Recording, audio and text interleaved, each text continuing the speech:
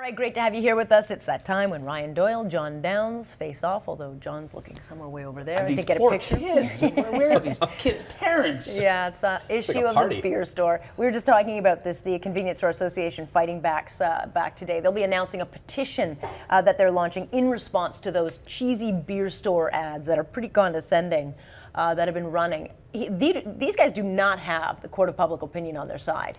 They know it. I mean, this is the thing. They are desperate. And this is what I kind of love about it, is this has got to turn into an election issue. I don't understand. That was my next question. I don't understand how it's not. Because, first of all, what's been going on is quasi-illegal. There's no way this should be happening. There's no way the government should have been granting these companies this monopoly for this long.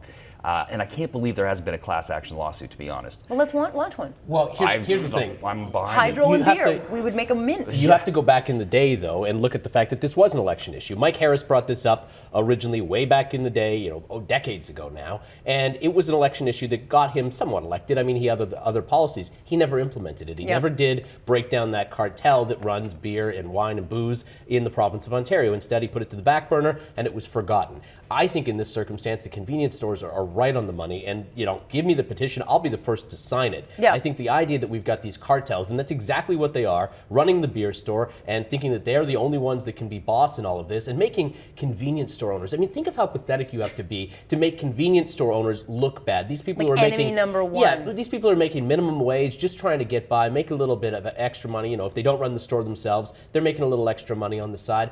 I just don't understand why you. Yeah, we're not talking about the chains like 7-Eleven. We're talking about those corner stores across this country, mom and pop shops. They work their rear ends off. They don't get benefits and all these perks of the job that I'm sure these folks at the beer store let's do. put them in an ad and make them look incompetent, but let's make them look like imbeciles, and let's make White them look hicks. like they want to. They want to take advantage of your kids and sell them booze. It's ludicrous. Well, Ezra Levant has, in case you want to know, beerfreedom.ca. He has launched a petition already, but we expect the announcement to come out today. Do you think then that this will be jumped on by Tim Hudak as an election issue? We've already heard him. He's, in favor of this. He kind of backtracked a little bit, but I think if he came right out and said, yeah, I'll sign the petition and I'll make it happen. This puts them in a really awkward spot because a lot of people feel about the beer store the way they do about the LCBO, but we have to separate those issues.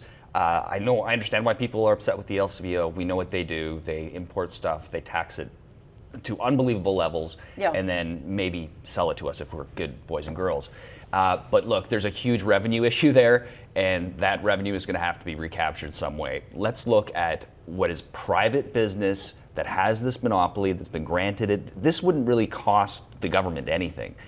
So this whole issue about corporate responsibility, social responsibility, and that's the stuff the government hangs its hat on when it comes to the LCBO. So you got to watch out. Here's the reason I don't think Tim Hudak's going to jump on this, because I think that there is a fear in Ontario, especially, of the word privatization, putting things out into more hands. It's a wrong fear. I lived in Alberta, and it was the most freeing experience of my life to be able to go to a convenience store in the middle of the night to get my beer, to go get my driver's license. Alberta, in the middle of the night? You could go at 4 o'clock in the morning. Oh, even in Quebec, you can't do that. You could get your driver's license anywhere you. I mean, it was just. But Alberta is more convenient. progressive than Ontario ever will be, and that's the problem. People here, they rant about the fact they don't like the nanny state that Ontario is and what Dalton McGuinty has created, but they didn't have any problem, and they have not had any problem putting them back into government. I think it's wrong. I think it's wrong-headed, but that's how people have been programmed here. Yeah, I give me a break.